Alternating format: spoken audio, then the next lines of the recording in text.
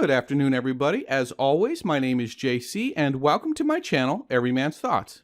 I have not made a Witcher video in a while, so today I thought it would be fun to catch up on everything we know about Season 2. There will be no spoilers in this video, so please feel free to watch comfortably. To that end, I will be covering new cast members and new characters in a separate video to avoid the aforementioned spoilers. So, with that, let's begin.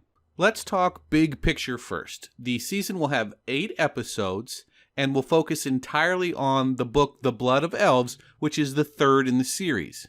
I know I join a lot of fans in being disappointed they chose not to expand the series to 10 episodes. This is based on just the overwhelming success of Season 1, but acknowledging that it had some story flow problems as well. In fairness to the showrunners, the first season was based on the first 2 books of the series, not just one, and they did have to find a way to get all of the characters together. So let's hope adapting one cohesive story allows them to portray a more coherent storyline. Besides the disjointed timeline, in my opinion, the second most frequent criticism was the overall look and feel of the show.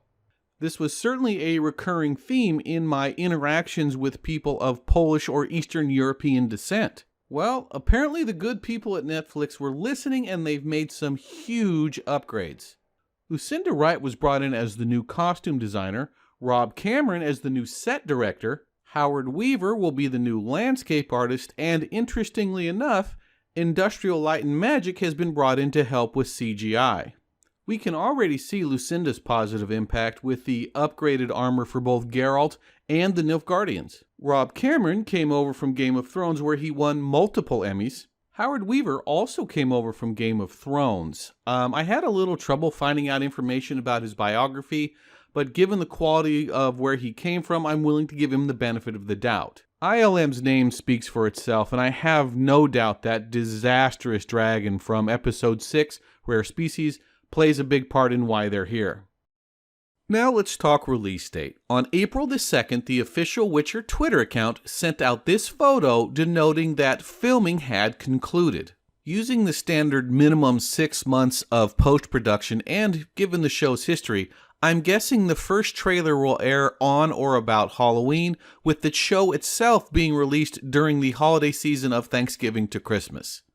All of this is just speculation, of course, but it is an educated and reasonable guess. Next, we have the leaked images and confirmation that the Wild Hunt will be in Season 2. The photos you're looking at now are from the website Redanian Intelligence. Upon receiving these pictures, they reached out to their inside sources and were able to confirm that the Wild Hunt would be in Season 2. Given the overwhelming success of the Witcher 3 video game and the Wild Hunt DLC, this is likely one of your more eagerly anticipated events for Season 2. What's interesting is, it's been a while, but I don't remember the Wild Hunt having a storyline in The Blood of Elves. However, the Wild Hunt was mentioned in the prequel stories, and if you recall, in a conversation between Queen Calanthe and her consort Iced, they did hint at this coming to pass. I'm guessing this is what the show is going to use to justify the Wild Hunt being there during the Blood of Elves storyline.